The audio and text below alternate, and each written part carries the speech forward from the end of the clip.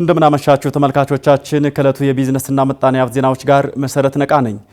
አስቀድመንም የዕለቱን የውጭ ሀገር ገንዘብ ምንዛሬ ተመን እንዲሁም የዕለቱን የወርቅና የዕለቱን የነዳጅ ዋጋ እንከታተል።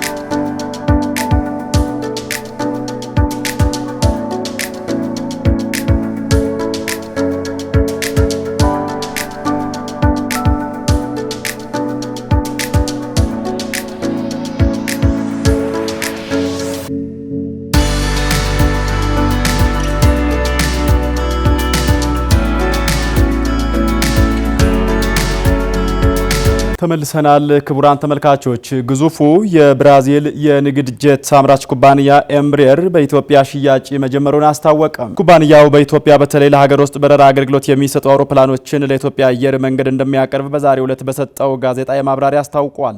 በኩባንያው የሽያጭ ክፍል ዳይሬክተር የሆኑት ስቲፈን ሃንማን ለጋዜጠኞች በሰጡት ማብራሪያ ኢትዮጵያና ሀገራቸው ብራዚል በርካታ የሚያስተሳስራቸው ነገሮች እንዳሉ የተናገሩ ሲሆን ኢትዮጵያ በቅርቡ ብሪክስን በአባልነት መቀላቀሏ የኢኮኖሚ ትብብራቸው እንዲጠናከር አድርጓል ብለዋል። ኩባንያቸው የተለያዩ የአውሮፕላን ምርቶችን ይዞ ወደ ኢትዮጵያ ገበያ እንዲገባ የብሪክስ አጋርነት ትልቅ ሚና አለው ያሉት ዳይሬክተሩ አክለውም ሀገራቸው ብራዚል በብሪክስ አባል ሀገራት ላይ ያላትን የንግድ መተማመን የሚያሳይ ስለመሆኑ አንስተው ተናግረዋል።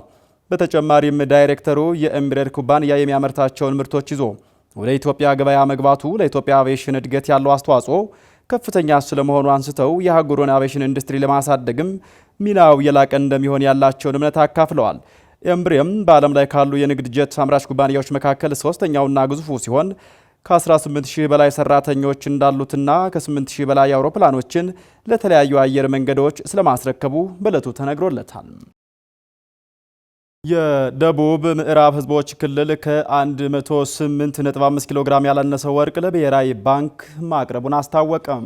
ክልሉ ለማዕድን ዘርፍ ትልቅ ትኩረት ሰጥቶ እየሰራ እንደሚገኝ አስቀድመው በተያዘው በጀት ዓመት ከ108.5 ኪሎ ግራም ያላነሰ ወርቅ ለብሔራዊ ባንክ ማስገባቱን የክልሉ ማዕድንና ኢነርጂ ልማት ኤጀንሲ አስታውቋል። የክልሉ ማዕድንና ኢነርጂ ልማት ኤጀንሲ ዋና ዳይሬክተር ገብረ ማርያም ሰጠኝ በክልሉ የወርቅ የድንጋይ ከሰልና ሌሎች የማዕድን ሀብቶች በስፋት መኖራቸውን ተናግረዋል። የክልሉ ማዕድን ሀብቶች አግባብ ባለው መንገድ ለምተው ክልሉንና ሀገርን መጥቀም እንደሚኖርባቸውም ዳይሬክተሩ አሳስበዋል። ከውጭ ሀገር የሚገባውን የከሰል ድንጋይ በሀገር ውስጥ ምርት ለመተካትና የውጭ ምንዛሬን ለማዳን የድንጋይ ከሰሉ ወደ ሲሚንቶ ፋብሪካ እንዲሄድ፣ በዚህ ላይ ደግሞ የበለጠ ትኩረት ሰጠው እየሰሩ ስለመሆናቸው አመላክተዋል።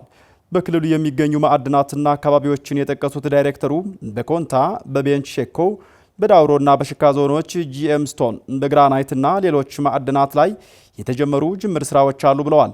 የክልሉ ማዕድንና ኢነርጂ ልማት ኤጀንሲ አሁን በዋናነት በወርቅና ድንጋይ ከሰል ላይ ትኩረት ሰጥቶ እየሰራ እንደሚገኝ በማብራራት በበጀት ዓመቱ 9 ወራት ውስጥ ብቻ 105 ኪሎ ግራም ወርቅ ለብሔራዊ ባንክ አቅርበናል ብሏል። ለኢንዱስትሪ ግብዓት እንደሚውል የሚነገርለትን ከ98000 ቶን በላይ የከሰል ድንጋይ ማቅረብ መቻሉን አስቀድመው በጥቅሉ በማዕድን ዘርፉ ከ93 ሚሊዮን ብር በላይ መገኘቱን አሻም ከክልሉ መንግስት ኮሚኒኬሽን ጉዳዮች ቢሮ ያገኘችው መረጃ አመላካች ነው። የጋምቤላን ክልል ኢኮኖሚ ለማሳደግ ለክልሉ ነዋሪዎች የስራ ዕድል መፍጠር እንደሚያስፈልግ ተመላከተም። ለክልሉ ወጣት ነዋሪዎች የስራ ዕድል መፍጠር የክልሉን ኢኮኖሚ ለማሳደግ የሚኖረው ጉልህ አስተዋጽኦ የጋምቤላ ክልል ብልጽግና ፓርቲ ጽሕፈት ቤት ኃላፊ አሽኒያስቲን ተናግረዋል። ኃላፊው ይህን የተናገሩት የክልሉ ስራና ክህሎት ቢሮ የ9 ወራት ስራ ክንውን ሪፖርትና በቀጣይ ወራት የክህሎት መር የስራ ዕድል ፈጠራ የስራ አቅጣጫ ዙሪያ ባደረገው ውይይት ላይ ታድመው ነው። ኃላፊው አክለው እንደተናገሩት የስራ ዕድል ፈጠራ ትኩረት የሚሻና የክልሉ አመራር ለተግባራዊነቱ ቁርጠኝነት የሚወስዱበት ነጥብ ነው ብለዋል። አክለውም ለክልሉ ወጣቶች የስራ ዕድል በመፍጠር በራሳቸው አቅም ሰርተው ህይወታቸውን እንዲለውጡ ማድረግ ይገባል ባይ ናቸው። በተመሳሳይ መልኩ በክልሉ ያለውን እምቅ ሀብት በመጠቀም ወጣቱን ወደ ስራ ማስገባት ሂደቱ ለማጠናከር ከላይ እስከታች ያለው መዋቅር ሊጠናከር ይገባል ያሉት ደግሞ የክልሉ ስራና ክህሎት ቢሮ ኃላፊ ሮዋች ባየክ ናቸው። ክህሎት መር የስራ ዕድል ፈጠራ ስራ ውጤታማ መሆን እንዲችል የክልሉ መንግስትና የብልጽግና ፓርቲ ልዩ ትኩረት በመስጠት በበላይነት ክትትልና ድጋፍ ማድረግ እንደሚገባቸው አሳስበዋል። በግብርናና በማዕድን ዘርፍ እንዲሁም በተለያዩ የስራ መስኮች በማደራጀት ወጣቱን ማበረታታት ይገባልም ተብሏል። በመጨረሻ ማህበረሰቡ የስራ ባህል ችግሮችን እንዲፈታ ማድረግ እንደሚገባ አመላክተዋል። ከዓለም አቀፍ የዜና አውታሮች ወዳገኘናቸው የቢዝነስ መረጃዎች ስናመራ የኒሳን ኩባንያ በዩናይትድ ኪንግደም መኪኖችን ለመገጣጠም ከፍተኛ ዋጋ እየጠየቀ መምጣቱን ገለጸ። በኩባንያው ውስጥ አንድ ከፍተኛ የስራ ኃላፊ ዩናይትድ ኪንግደም መኪኖችን ለመገጣጠም ከተወዳዳሪነት ልትወጣ የምትችል ሀገር መሆኗን ተናግረዋል ሲል ቢቢሲ በዘገባው አስነብቧል። የኒሳኑ አለን ጆንሰን ለፓርላማ አባላት ተናገሩ በሚል ቢቢሲ ባሰራጨው ዘገባ የሰንደርላንድ ፋብሪካ በዓለም ላይ ከሚገኙ የኒሳን ፋብሪካዎች በላይ ለኤሌክትሪክ ኃይል አገልግሎት ክፍያ ይፈጽማል ብለዋል።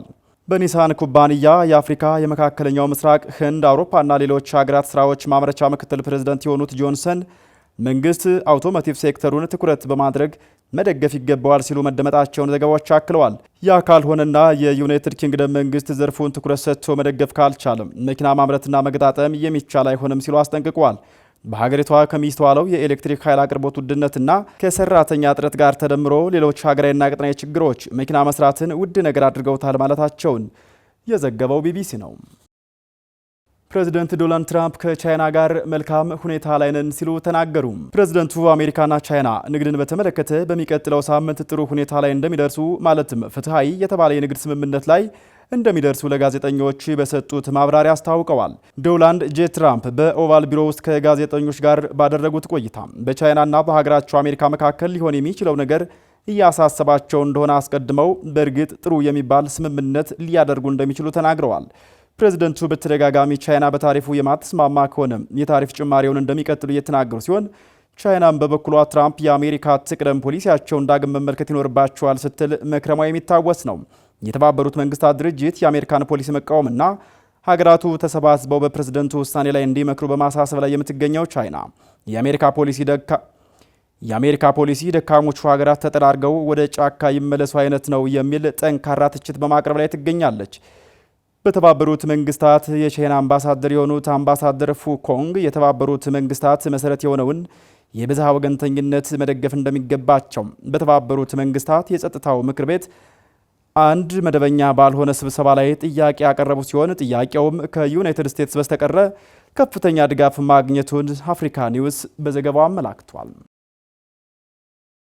የዕለቱ ያሻም የቢዝነስና ምጣኔ ሀብት ዘገባዎች ይህን ይመስሉ ነበር። ስለተከታተላችሁን አመሰግንን።